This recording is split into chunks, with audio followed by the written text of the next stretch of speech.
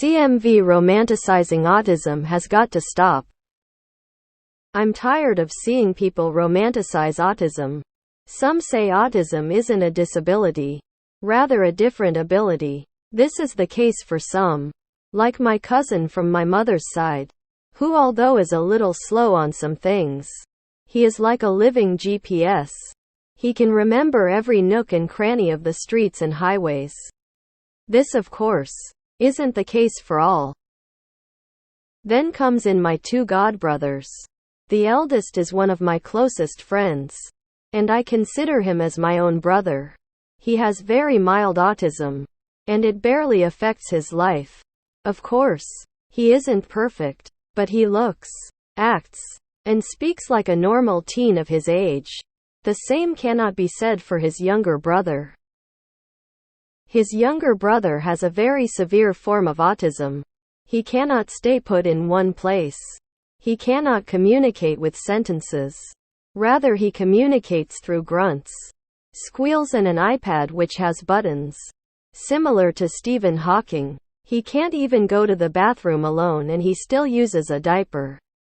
Despite being into the late elementary school age, we aren't even sure if he knows his name. Of course, you should be proud of who you are. Don't hide it. But I'm sick of seeing this awful disability that robbed my younger godbrother of speech and focus being seen as normal. It is not normal. Autism being more socially accepted is a good thing. But when people outright romanticize it, calling it a new ability, I can't help but see my younger godbrother. But maybe I'm wrong. Maybe I'm thinking this all wrong. I hope I'm wrong. For some, autism is a superpower. For others, it's their eternal weakness. Since autism is a spectrum, do you feel it would be better if debilitating cases were placed under a different diagnostic name? Or milder cases given a different name? Just to add to this, even people who seem like they are functioning fine can have a lot of difficulties with their autism. I have a good memory remembering song names or whatever, which is my skill. Aside from that, I struggle with social contacts quite a bit. This is just a problem with the common term being far too general to actually pin down any concrete traits. Autism is a huge spectrum that can cover so many behaviors. Because at its core it is merely a term to specify that someone is different from the neurotypical standard. Recognizing that is a good thing. But people need to stop interpreting statements about general autism as applying to all autism. That's an odd exception to normal interpretation. But it's one that causes better understanding of intent and reduces offense. Mostly I think this happens only for people with high-functioning ASD, such as many cases of Asperger's. If you're fantastically successful but weird, it's not surprising that this is romanticized.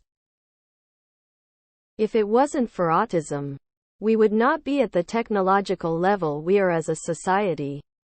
The list of pivotal scientists and engineers who have had autism is too long to list. People like that might need help in some categories of life but really do make society better. How does stigmatizing their condition make the world a better place? How does making it a bad thing to have autism help to people who might suffer from it? It doesn't. It just makes someone with autism feel like crap and lesser. I used to study math, and a lot of the department, including myself, was on the spectrum. This disability impacted probably about half of the mathematicians who were working in this top school. Walking through the halls, it was not uncommon to see someone stimming, and most students had some story about a professor misreading some social situation, and how it led to an unusual outcome. Were we a department of disabled people? Or people with different abilities? Maybe it's just as simple as acknowledging that they aren't talking about your younger godbrother. When they talk about autism being a new ability, the fundamental issue with autism is that it is a spectrum. Treating people on one end of the spectrum like they're on the other end hurts them. But we can't completely separate the two sides from each other, and Of course, the people in the middle do exist. Something that is helpful for one side might not be helpful for the other. That doesn't mean it is wrong, just not universal. But when people outright romanticize it, calling it a new ability, I can't help but see my younger godbrother.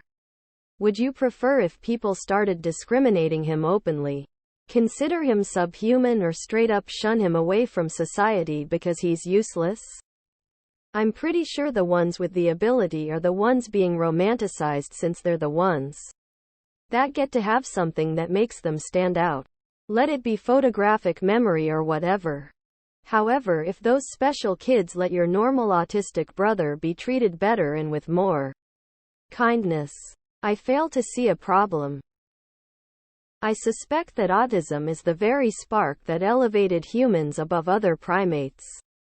As Temple Grandin says, it was probably the autistic caveman who obsessively figured out how to make and manipulate fire. Autism allows people to see and think differently from others, which occasionally leads to huge leaps forward. Unfortunately, autism can also be completely debilitating. I'm on the spectrum, I agree.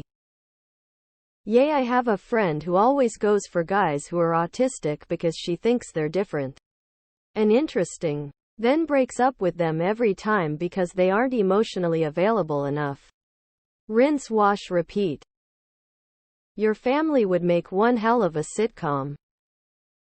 So would it make you more comfortable for them to maybe give levels? So, for cancer, there is stage 1, stage 2, stage 3, and stage 4 to tell you how severe your cancer is. So if they were to say, "Oh, my child has stage 1 autism," describing that they have autism but on a lighter side of the scale, versus OP's god brother who is non-verbal and fully dependent on people who would maybe have stage 4 autism. Would that help explain it for you? I mean, isn't romanticizing autism better than stigmatizing it? Totally agree. I see what you mean. But I don't necessarily think people calling it a different ability is people with autism saying, "This is how I'm going to choose to look at it and turn it into a positive because it's something I can't change. I might as well make the best of it," which I don't see an issue with. I do, however, have an issue with people who think it's just cute, quirky, or trendy. Of course, I'd never downright accuse someone of faking ASD because I don't know if they've ever been diagnosed. That's not my right. But we've seen this before with other things.